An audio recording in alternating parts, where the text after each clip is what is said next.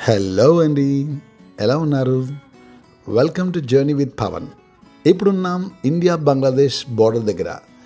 మన మేఘాలయ బైక్ రైడ్లో 5వ రోజు ఈ స్పెషల్ ప్లేస్కి వచ్చాం. మీరు చూడొచ్చు, ఒక పక్క బిఎస్ఎఫ్ సెక్యూరిటీ, మరో పక్క బోర్డర్ కోసం పెట్టిన రాళ్లను. ఇదైతే డ్వాకీ నది అంటారు. మన ఇండియాలోనే అత్యంత శుభ్రమైన నది అంటారు. నీరు ఎంత స్పష్టంగా ఉంటుందంటే మామూలుగా లేదు సార్. ఇక్కడ నిజంగా ఇక్కడ సూపర్బ్గా ఉంది. నిన్న రాత్రి ఇదే నది ఒడ్డున కొంచెం ముందు టెంట్ వేసుకుని నిద్రపోయాం. ఇది ఒక ప్రైవేట్ రివర్ క్యాంప్. పున్నమి రాత్రి, చలి, క్యాంప్ ఫైర్, జోక్స్ వేసుకుంటూ ఆరు బయట వేడి వేడి మేఘాలయ భోజనంతో అసలు ఆ అనుభవం అయితే చెప్పలేం బాస్. అసలు ఆ వీడియో కూడా అప్లోడ్ చేశా, చూడండి ఫ్రెండ్స్. ఉదయాన్నే లేచి ఈ బోర్డర్ దగ్గరికి అయితే వచ్చేసాం. ఇక్కడ వాతావరణం చాలా చల్లగా ఉంది. జనాలు ఫుల్ జోష్, కోలాహలంగా ఉన్నారు. ఇక్కడ మేజర్ సర్ప్రైజ్ ఏంటంటే ఇండియా బంగ్లాదేశ్ మధ్యలో ఎలాంటి గోడలు లేకుండా చిన్న చిన్న రాళ్లతో సరిహద్దు చూపిస్తున్నారు. ఒక అడుగు ఈ వైపు వేస్తే ఇండియా, ఇంకొక అడుగు అటువైపు వేస్తే బంగ్లాదేశ్. ఆ ఫీల్ ఏంటో చెప్పలేను బాబు. అసలు బిఎస్ఎఫ్ కమాండర్లు చాలా దగ్గరగా గమనిస్తున్నారు మమ్మల్ని. బోర్డర్ నుంచి ఎవరిని అటువైపు వెళ్లకుండా చూస్తారు. చాలామంది ఆ రంగురాలు చూడకుండా ఆ పక్కకి పోతుంటే మన జవాన్లు వాళ్ళని హెచ్చరిస్తుంటారు. వేరే ల్యాండ్ ఉన్న చోట్లయితే కిలోమీటర్ల కొద్దీ చాలా పెద్ద ఫెన్సింగ్ అయితే వేసేశారు. చాలామంది బంగ్లాదేశ్ వాళ్ళు ఇటుపక్కకు వచ్చి తమ వస్తువులు అమ్ముకుంటున్నారు. చిప్స్, ఫ్రూట్స్, మిరపకాయలు, క్రాఫ్ట్ ఐటమ్స్, బంగ్లాదేశ్ పచ్చళ్ళు.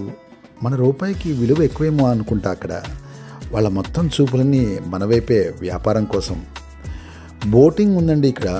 దానికోసమే కదా ఇక్కడ దాకా వచ్చింది. ఒక్క బోట్ రైడ్ టికెట్ దాదాపు 800 రూపాయలు అయితే ఉంది. కానీ ఆ 45 నిమిషాల రైడ్ జీవితంలో గుర్తుండిపోయే అనుభవం అనుకోండి. నీరంతా అద్దంలా చాలా క్లియర్గా ఉంది. ఇప్పుడు మనసులో ఒక ప్రశ్న మెదులుతుంది, ఇది నిజమా లేక స్వప్నమా? ఆహా, ఏమి దృశ్యం! చూడండి, ఈ నీటిని చూడండి. ఇది నీరా లేక పెద్ద గాజు పలకమా? ఇంత స్పష్టమైనంత స్వచ్ఛమైన నీరు నేను ఎప్పుడూ చూడలేదు.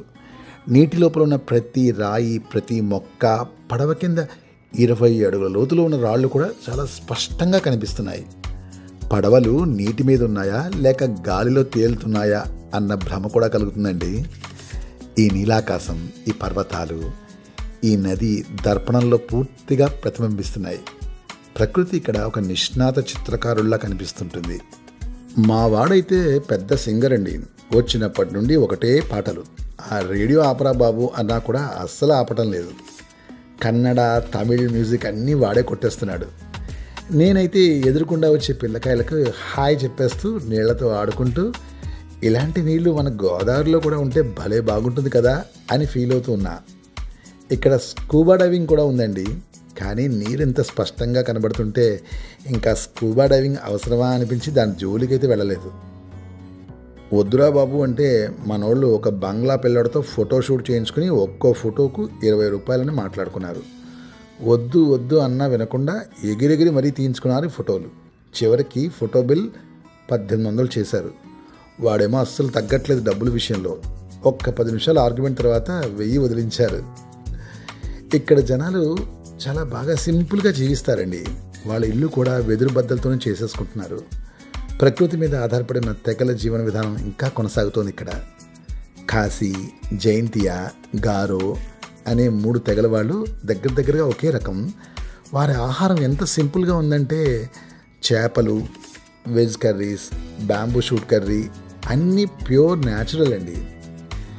ఇక్కడికి రావడానికి సరైన టైం అక్టోబర్ నుంచి మే వరకు. ఇప్పుడైతేనే వాతావరణం చల్లగా, ఆకాశం నీలం రంగులో, నీరు బ్లూ లైట్గా మెరుస్తూ ఉంటుంది. చూడటానికి కూడా అదుర్స్ అనుకోండి. బోట్ రైడ్ అయిపోయాక ఆ బ్రిడ్జ్ మీదుగానే రేపటి ప్రయాణం. ఆ బ్రిడ్జ్ కింద వ్యూ కూడా అద్భుతం అనుకోండి. ఇలాంటి టైంలో నాలాంటి వీరులంతా చెప్పే డైలాగ్ ఒకటేనండి, సంతోషంగా ఉండడానికి పెద్ద పెద్ద హోటల్స్, పెద్ద లైఫ్ అవసరం లేదు. ఒక సైలెంట్ ప్రదేశం, గాలి కొంచెం కొంచెం చల్లగా వీస్తూ మనతో మనం సమయం గడిపితే చాలు. మనసు మలయమారుతంలా మారిపోతుంది. సాధారణ మనుషులు, సాదాసీదా ఆహారం, పక్కన నది అలల ధ్వని. ఇదేనండి అసలు హెవెన్ ఆన్ ఎర్త్ అంటే, భూతల స్వర్గం అంటారు తెలుగులో.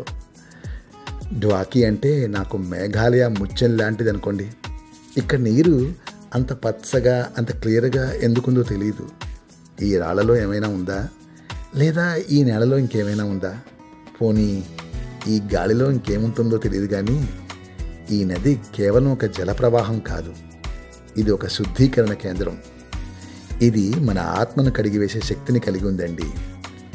ఇది మేఘాలయ వాసుల ప్రకృతి ప్రేమకు, వారు దీన్ని ఎంతగా సంరక్షిస్తున్నారో అన్నదానికి నిదర్శనం. చివరిగా చెప్పేది ఏంటంటే, డ్వాకీ నది నుంచి తిరిగి వెళ్ళిపోతున్నాం, కానీ ఈ స్వచ్ఛత, ఈ సౌందర్యం మన హృదయాల్లో ఒక ముద్ర వేసి మరీ వెళ్తుంది. ఈ యాత్ర మనకు నేర్పిన పాఠం ఏమిటంటే, ప్రకృతి ఇన్ని అద్భుతమైన రూపాలు ధరించగలదు. మన కర్తవ్యం ఇలాంటి అద్భుతాలను నిరంతరం కాపాడుకోవడమే. ఇలాంటి మరో అద్భుత యాత్ర కోసం జర్నీ విత్ పవన్లో మళ్ళీ కలుద్దాం మిత్రులారా. Bye bye. Thank you.